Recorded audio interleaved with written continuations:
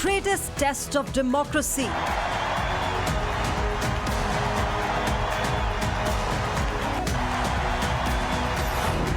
Is America's vote going to decide the next world order? Fight, fight, fight, fight, fight, fight, fight, fight. Vote for Donald Trump. Make world great again. Vote for Donald Trump. As star power and old allies back Kamala Harris,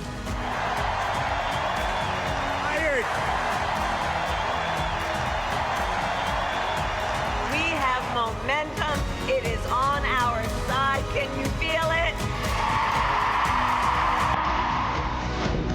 is Trump tap dancing his way to history?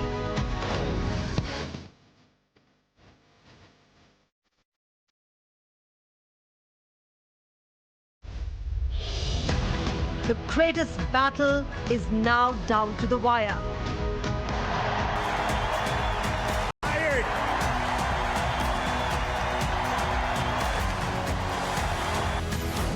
Whether red state or blue state, all want change. Lord, we need the Trump. Fight, fight, fight. Win, win, win. USA.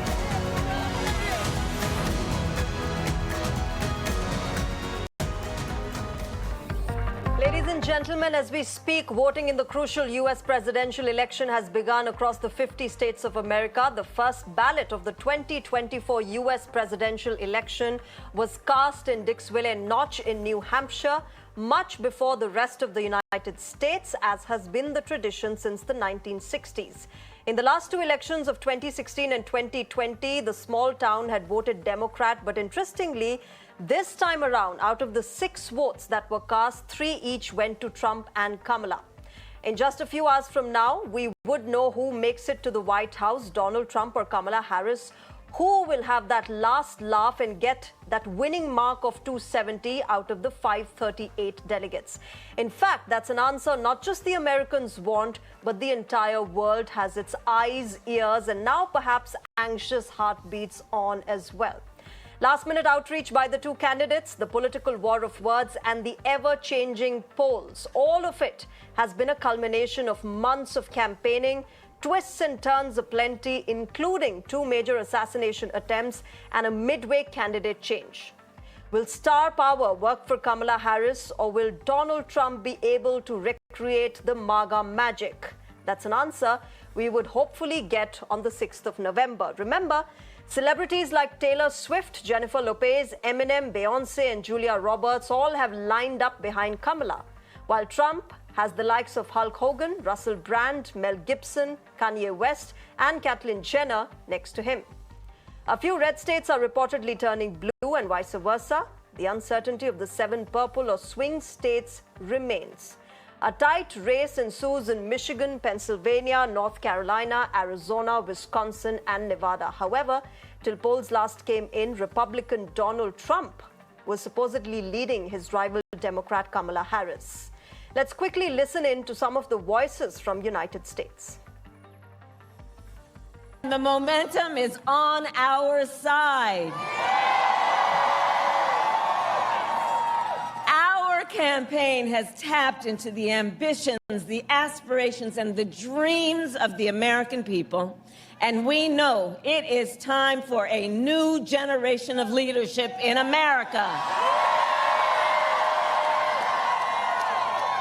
And I am ready to offer that leadership as the next president of the United States. No, I think we're going to have a big day, but you have to go. Forget about the others. It doesn't matter. You have to go and vote. We win this state, it's over. We win the Commonwealth. We're going to win the Commonwealth of Pennsylvania, and it's going to be over. So get out and vote. That's all I ask. The political arena is not something that we're very involved in. However, financially and business-wise, we're very strong. And I think Indian Americans have started to realize that if we don't start inserting our own opinions and we don't start kind of sharing our views, we'll be on the sidelines. The Trump versus Kamala Harris election that's playing out. It's the race to the White House, and it's got the country under grips. Everybody watching polling. There's a polling a dime a dozen every single day. And it looks like it's too close to call. And I believe Donald Trump, this is not his first rodeo. He looks like an experienced hand. It's very, very difficult for someone like, for anyone to jump into a run, and especially a presidential race. And she's done a tremendous job. She has resonated with people. She's got great talking points. I believe she has, unfortunately, not been able to completely introduce herself to America, given the short time span.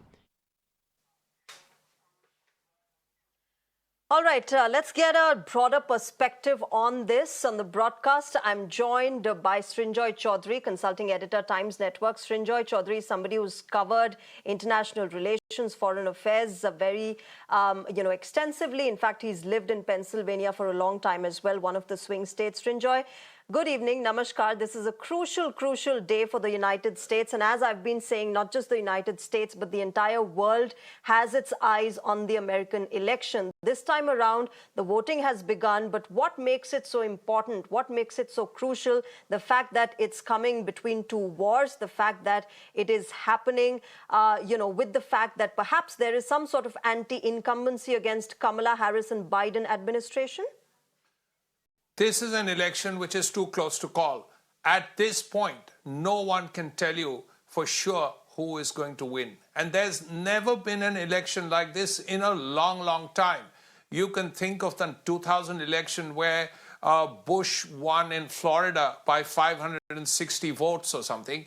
But that apart, there hasn't been an election like this when both sides are on the edge of victory.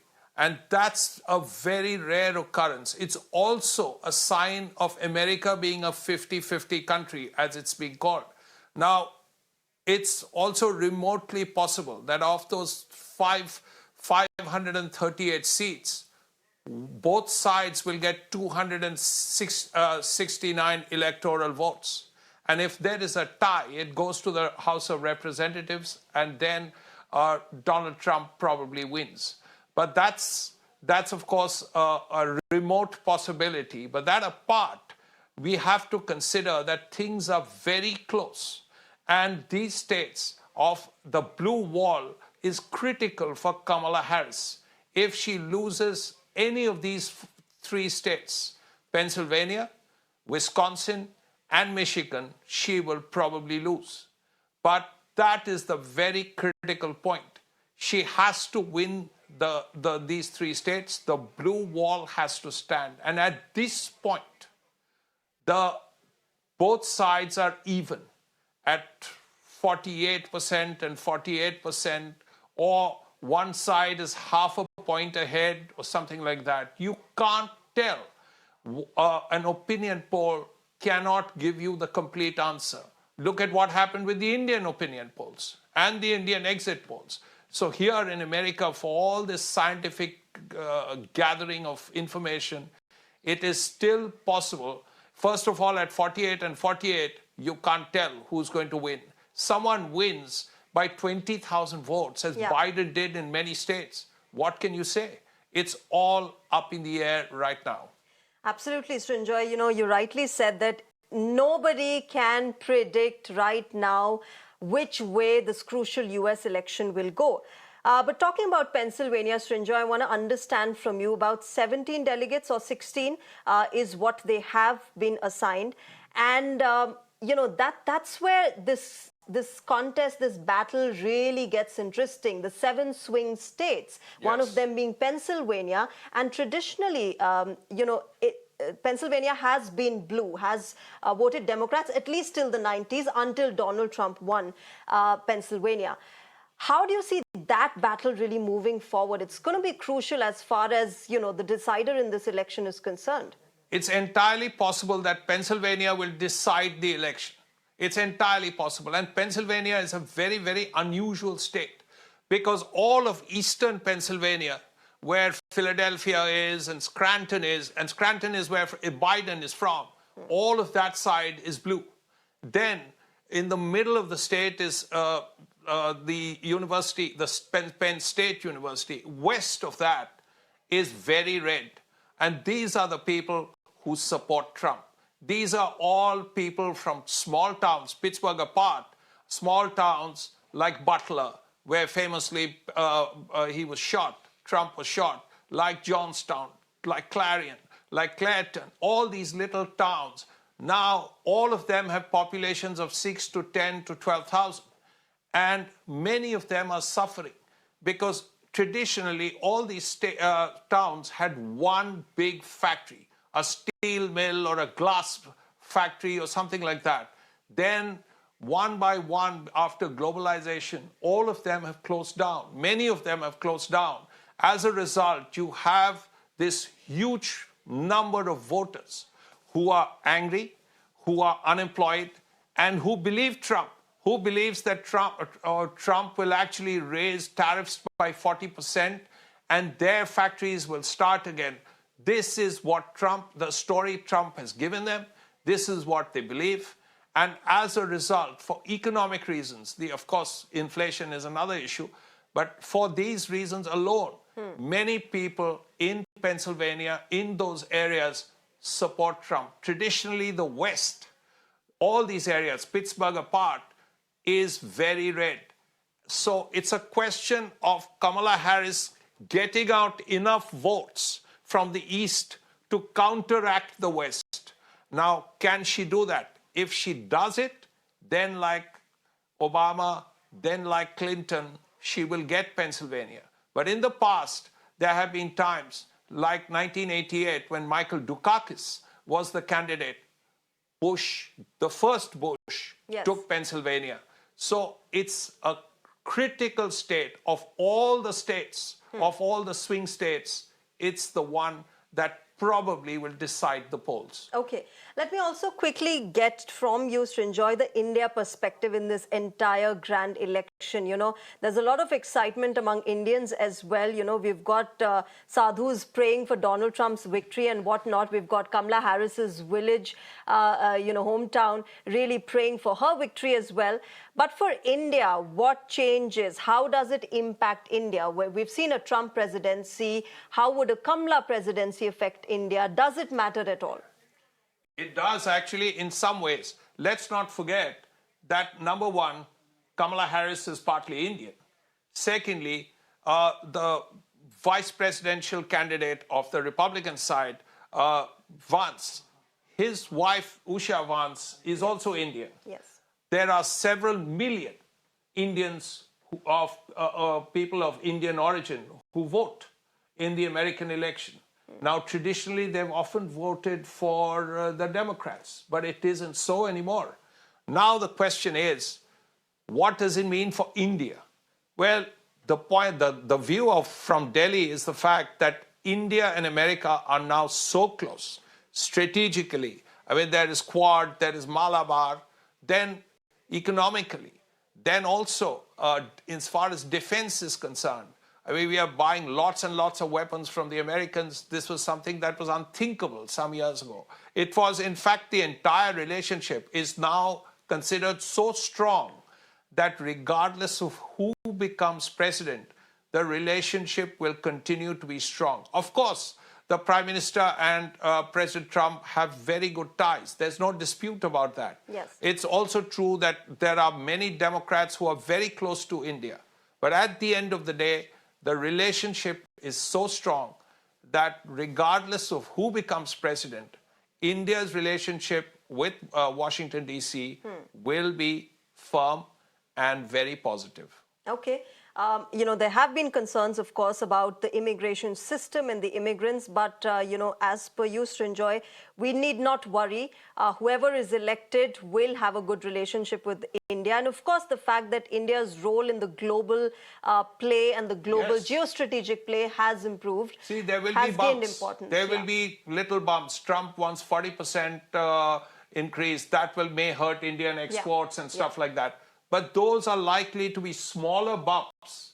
And the basic perspective of bilateral ties will not be affected regardless Of course, there will be bumps. There will always be bumps with even the best of friends. Sure. There will be disagreements. But both sides know that they need each other. All right, Srinjoy Chaudhary, we'll leave it there. Thank you very much for joining us on Global Mirror and helping us get a broader perspective of the US elections and its India impact. Let's straight away now go to United States of America, where Pastor Mark Burns is joining me. Now, Pastor Mark Burns is the founder of the Now television network. In fact, he's somebody who closely works with Donald Trump. He is Trump's spiritual advisor as well. Good evening. Namaste, Pastor Mark Burns. Thank you very much for speaking with us on Global Mirror. First of all, it is a crucial day for the United States of America. The elections happening there. And as we speak, the voting has begun. Your first thoughts, what's going on in your mind as far as the voting, the US election is concerned?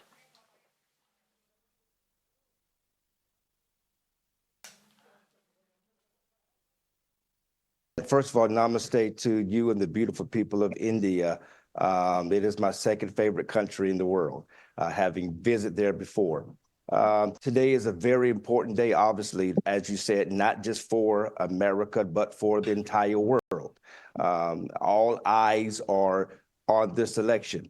And there are so many people, countless numbers of volunteers and staffers have worked really hard to get us to this place. Today is all about getting out to vote. That's it.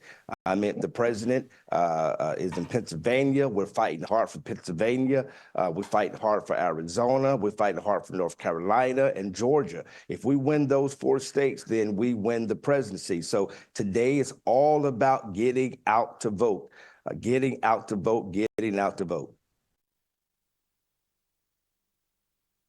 You know, Pastor Burns, help me understand, if Donald Trump does go on and win the elections and he's re-elected, what would work for him? What is going against the Kamala Biden administration? Is it anti-incumbency? Is it the 2 wars? Is it the fact that religion perhaps is something that, people of America want to talk about, but it's not talked about and implemented much? What is it that would work for Donald Trump? Well, I mean, absolutely, all the above. But number one would be the economy. I mean, the cost of living is extremely high under the Kamala Harris Bidenomics, right? Under their economic policies have destroyed the American economy. The Green New Deal that has essentially tied up the hands of becoming energy independent here in America. What President Trump will do is unlock the Keystone Pipeline, which gives us power to become more energy independent in America. That lowers the cost of living here in this country. The cost of groceries will go back down. All of these are because of the weak policies of Kamala Harris and Joe Biden. Americans were better off when President Donald Trump was the president of the United States of America. But number 2 is the border. These are the 2 top issues in America, the border. We have to shut down the southern border of America. There are over 700,000 violent crimes that are happening, according to the FBI, because of illegal immigration. We welcome immigrants. We welcome those that come through the front door, those that, like the wonderful citizens of India that come through the front door. They are coming as to add to the economy and to add to the melting pot, as we call it here in America and the American culture. But it is the illegal immigration that is destroying the American economy. It is the rapes and the violent crimes and the sex trafficking, all these things that are happening at the southern border. We have to do a temporary moratorium of the border immediately, revisit the 14th Amendment as it was originally written by Senator Howard, and to make sure that we start giving funding to illegal immigrants to allow them to come back and live in America without actually coming through the correct way. These are the 2 top issues that President Trump and Congress will tackle the moment he's sworn in as the 47th president of the United States of America. But, Pastor Burns, many critics of Donald Trump say that even though he speaks about immigration when it comes to the Democrats and Kamala Harris, during his previous presidency, he didn't do much. They accuse him of the fact that the wall with Mexico was talked about a lot. There was a lot of noise, but on-ground implementation was not much. Well, you got to remember, it is Congress's job to fund the wall. Congress has to approve. President Trump can do it so much, and he did on his own. He signed executive orders and got the wall up, and miles of the wall was built. And when you interview and speak to the rank and file citizens right there on the border, on New Mexico, on Texas, these are the people that are battling the cartels right there on the southern border. And when you talk to them, where the wall went up, the illegal immigration activity stopped significantly. I meant significantly. When you are having Border Patrol agents who are begging Joe Biden to allow them to do their job, this is what Donald Trump did under his presidency. But again, when you have Democrats who are more focused on the global elites and not the citizens of the United States of America, you create this type of a problem. The wall did work. It absolutely did work. And forget speaking about Kamala Harris, who was supposed to be the border czar. Remember, it was her job as the vice president to secure the border. She failed horribly. She rarely visited the border to see what these sheriffs and the rank and file, what the Border Patrol agents that are saying on the ground when you go there and interview them. But Kamala rarely visited the border, so she wouldn't really know. And because of those policies, American people believe that Donald Trump and his Border Patrol policies are better for America moving forward. Hence why we believe we will be very victorious tonight. Okay. You know, Pastor Burns, also correct me if I'm wrong, you were traditionally a Democrat voter, and after 2016, you've turned red. You've been supporting and strongly supporting Donald Trump and rooting for the Republican Party. What changed? What is it that you thought is not working with the Democrats and works for you when it comes to the Republicans? You work closely with Donald Trump as well. You're his spiritual advisor. What is it that changed for you? Well, I mean, it's simply becoming educated in policies and not emotionalism, right? Being a black man from the South, Democrat policies or the Democrat Party, excuse me, is what most of us are in tune to. Partially because of the civil rights movement of Dr. King and Rosa Parks and Medgar Evers and Malcolm X, those that came before in the 50s and the 60s. The struggle of being a Black American in the South in those time periods were very difficult, as you already know. But because of the civil rights movement, the Democratic Party under Bobby Kennedy, John F. Kennedy, really pushed forward equal right policies for Black Americans.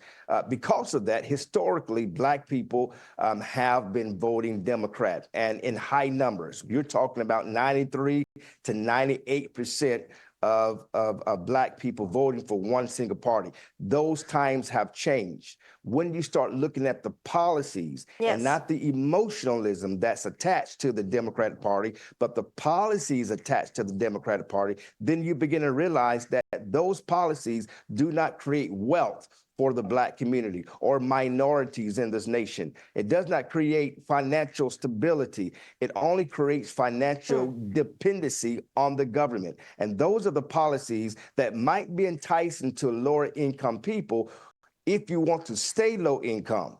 But when you look at the opportunity zones that Donald Trump has created, when you look at the Platinum Plan that's designed to create $500 million of money coming into the Black community to create Black jobs, to create Black wealth in America, when you see home ownership under Donald Trump's policy, when you see the criminal reform bill that was historical criminal reform bill that got a lot of Black men out of prison early because of Donald Trump's criminal policy. When you look at these policies, you then discover that Democrats have been keeping Black people in chains for years, and Black people are now realizing it in droves. That's why Donald Trump right now is getting the highest number of Black support in the history of the Republican Party, even though the mainstream media has called him racist all these years.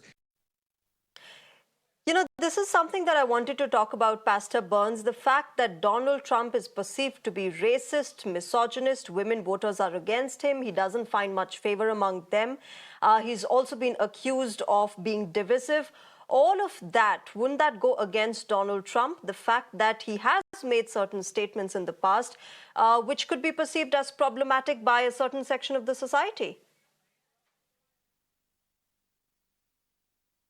Well, I mean, of course, those are lies. Again, that is simply to try to create fear. Remember, Donald Trump is the only president that never started a war, right? He's the only president that did not start a war. He's the only president that incorporates all Americans, that include immigrants, legal immigrants. Again, we welcome immigration. That is one of the backbones of America. That's one of the things that has made America great is the incorporation of people from multi-different cultures around this nation that has helped build this great nation. I mean, the Indian community here in America is extremely powerful and extremely loved and extremely offers so much to the growth of the economy here in America. So we welcome that. That is a false stereotype, just like, again, the false stereotype that Donald Trump is a racist, but yet I'm one of his closest advisors. I'm one of his closest people in his life, right? And yet he's supposedly a racist, but he's a New Yorker, and New York is the melting pot of the world. But yet these are the narratives that Democrats use because it's designed, remember, to evoke emotionalism from the Black community. Almost all Republicans were called racist. George Bush was called a racist. Ronald Reagan was called a racist. You know, so you can go on and on and on. Richard Nixon was called a racist. So, you know, again, that is a normal tactic that the Democratic Party used to keep Black people on the Democratic plantation, and it's broken free with Donald Trump. All right. All right. We'll leave it there, Pastor Mark Burns. Thank you very much for speaking with us on Global Mirror and getting us a perspective of the Republican Party there.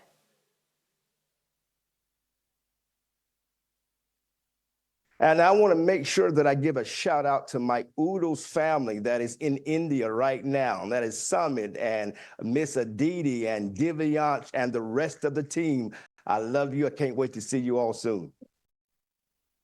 All right. Pastor Mark Burns, thank you very much. I'm sure all of them will be watching you and sending you love across. But best of luck. All our wishes to the Republican Party and Donald Trump for this crucial election that is now panning out in your country. Thank you very much. With that, ladies and gentlemen, let's also welcome Mr. Ajay Gupta, former Vice President of AAPI Democratic Party, Vice Chair of Providence District Democratic Party Outreach. Mr. Ajay Gupta, good evening, namaskar. What an absolutely crucial, significant day for the United States. Voting has begun. It seems like a neck-and-neck tie between Kamala Harris and Donald Trump. Your first thoughts, what is the general sentiment like today? Yes, so we are seeing that this election is, they call here, it's a toss-up election. What does that mean? That nobody can predict. Even those exit polls cannot predict.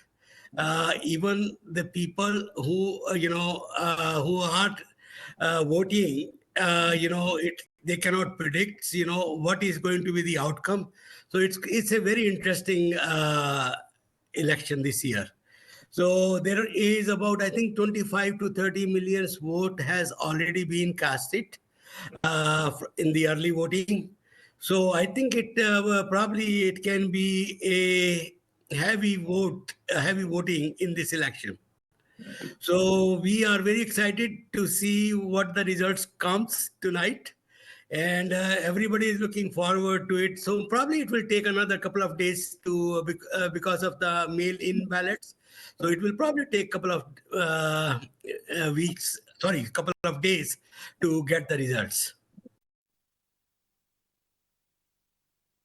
Mr. Gupta, there also have been concerns among the Indian community in United States as far as the immigration system is concerned, the green card backlog, all of these issues have, resonated with the Indians in United States. And that is why reportedly they have moved from being traditional Democrat voters to turning red, to becoming Republicans. How do you see that?